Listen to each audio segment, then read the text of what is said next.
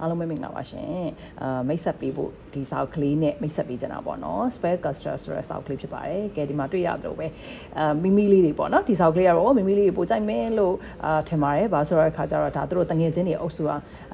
magic power တွေရသွားတာပေါ့နော်ဆိုတဲ့အခါကျတော့ဒါ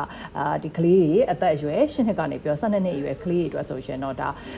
ကြိုက်ဖို့ကောင်းတဲ့စာအုပ်ကောင်းလေးဖြစ်ပါတယ်နော်အခုလိုမျိုး summer ရာသီမှာလည်းဒါလေးဆိုရှင်ဝယ်ပြီးတော့ဖတ်မယ်ဆိုရှင်အဆင်ပြေတော့လေးပါနော်တအုပ်ကိုမှ13000ကျပ်ပဲပေးရမှာဖြစ်ပါတယ် original book လည်းဖြစ်ပါတယ်အဲ့တော့ fantasy တို့เนาะ magic adventure story တွေကြိုက်တဲ့ကလေးတွေအတွက်ဆိုရင်တော့တကယ်ကိုမှတင့်တော်အကောင်းမွန်တဲ့စာအုပ်ကလေးပဲဖြစ်ပါတယ်ရှင်ဒီမှာစာရွက်သားလေးကလည်းမျက်စိရဲ့အလင်းအောင်မဖောက်အောင်လုပ်ပေးထားတာလေးလည်းဖြစ်တယ်เนาะအဲ့တော့ဒီစာအုပ်မှာဘာတွေရရှိနိုင်မလဲဆိုလို့ရှိရင်တငယ်ချင်းချင်းချစ်ခင်မှုတွေရမယ်เนาะပြီးတော့ရင်ကို confident နေရမယ်ပြီးရင်တော့ team work ပေါ့เนาะ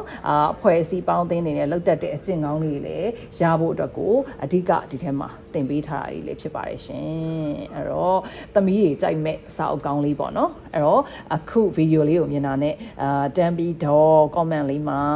ဝယ်ယူလို့ရပါတယ်ဒါမှမဟုတ်ဘဲနဲ့ page messenger နေလည်းလာရောက်ဝယ်ပေးလို့ရပါတယ်ရှင် original book ကိုမှ13000ဆိုတော့အရန်တန်ပါတယ် stock ကလည်း limited ဖြစ်ပါတယ်ရှင်အားလုံးပဲကျေးဇူးတင်ပါတယ်ရှင်